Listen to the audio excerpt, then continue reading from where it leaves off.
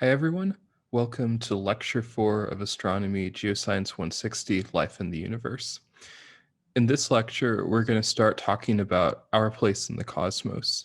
And in the second part of this lecture, we're going to talk about how we got here. And we're going to start off on the journey essentially from the very beginning to us here on Earth. But we won't finish it this week. We'll have to finish that early next week. So, when we look up into the sky, there are lots of things that we can see, but one of the most striking ones is this band of material here. We call this the Milky Way, and the reason we call it that is because it looks milky in appearance. So you can see that there are stars scattered throughout, but there seem to be more stars scattered in the Milky Way. And in fact, there are so many of them that they blur together. So there's this big band of stars going all the way across the sky. If you look in a panoramic view, you can see that this stretches all the way around us.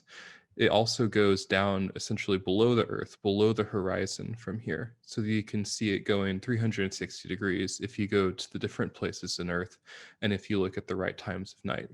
If you take those images and take images of the entire sky and stretch them out so that you can essentially look at a full panorama, the Milky Way and the rest of our sky looks like this.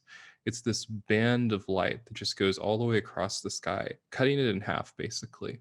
And we can see these massive lanes of dust, these dark areas where stuff is blocking our view of stars. And it's this really beautiful sight. But what is this? And what does this tell us about what we live in? What kind of system in the sky we exist in? So, one thing that we've noticed over the centuries, going back to the 1700s even, is that there are other objects in the sky that kind of might look like this. So, this is what we call a galaxy. Originally, these were called spiral nebulae. And you can see why, because it has this nice spiral feature, and because the shape is a little bit nebulous. It doesn't look like it's a sharp point like many of the stars in the sky. It's a little bit faint and fuzzy, especially if you didn't have the best telescopes or the best equipment to view them. Many of these spiral nebulae or galaxies we can see face on, and they look like flat disks. But some of them look a little bit different. And the reason is we see them edge on. So if you can imagine, this frisbee shaped spiral nebula is rotated so that we can only see it from the very side. It might look something like this. This is a different galaxy, of course. We can only look at one orientation because the galaxies are so far away that we can't possibly travel far enough for us to see um, the perspective change here on Earth. But if we look at this image of a face-on galaxy, an edge-on galaxy, I'm sorry, and we compare it to what the Milky Way looks like, we can infer that perhaps the Milky Way is just us looking at a face-on, an edge-on galaxy, like ones that we see in the night sky. You can see that there are similar bright areas with stars. You can see that there are similar dust lanes in both of these images. So it seems that our Milky Way is a galaxy, just like these other galaxies we can see far off in the cosmos. So, what does that tell us? It tells us, for one thing, that we are living in a galaxy that is one of billions and billions of other galaxies. Our galaxy itself is made up of billions of stars. So the number of stars in the universe is literally astronomical. It's basically inconceivable how many stars and galaxies there are out there. This is a famous image called the Hubble Ultra Deep Field. Basically, what happened is astronomers pointed the Hubble telescope soon after it was launched at an empty patch of sky. And they just opened the shutter and allowed it to collect light without knowing if anything was there. And what they found is that there was so much stuff there. There were these galaxies everywhere, even though we had no idea. So everywhere we look, literally, even if it doesn't look like there's anything there to our naked eye, there are just an absurd number of galaxies there, each of which are composed of billions of stars, just like our own star.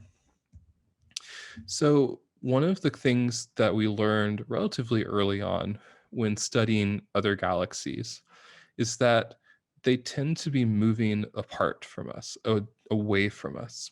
So, how did we learn that? We use something called the Doppler effect. So, we're all familiar with the Doppler effect to some extent. If you've ever heard an ambulance siren coming towards you and passing you, you may have noticed that the pitch of that siren changes as it moves towards you and away from you. In particular, the pitch of an ambulance siren raises and increases, becomes higher pitched as the ambulance moves towards you, and then it becomes lower pitched as it moves away from you. So here I'm going to show an example of that.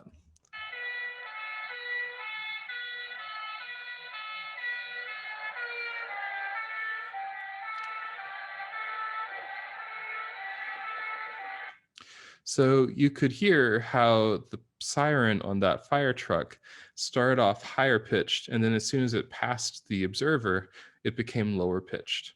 This is a way of telling from a wave how fast an object is moving towards you or away from you. Because remember, sound is a wave.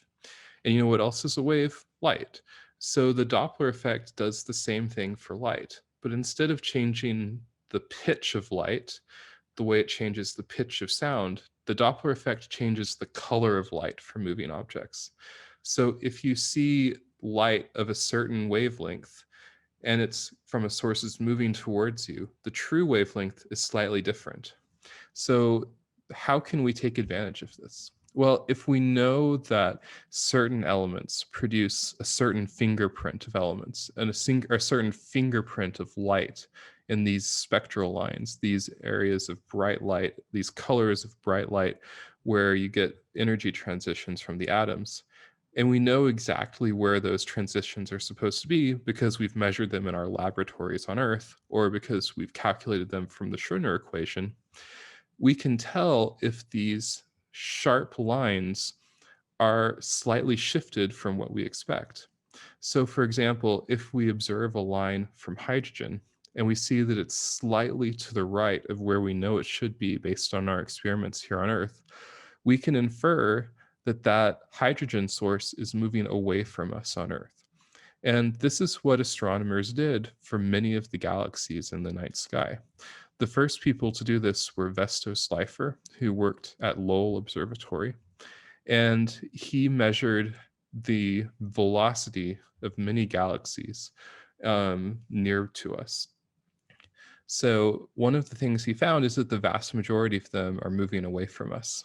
Then a few years later, another astronomer named Edwin Hubble, working at Mount Wilson Observatory in California, figured out that the further away a galaxy is from us, the faster it seems to be moving away from us, and created this famous diagram, which we've improved upon quite a bit over the last century or so.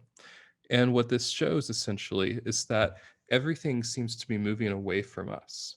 Why would that be? Why is everything in the universe moving away from us? Well, one solution to this is that the density of the universe is decreasing. So when we think of something moving away from us, it's not necessarily that we are at the center of the universe and everything is moving away from us. It's that everything is moving away from everything else. So think about it in this way.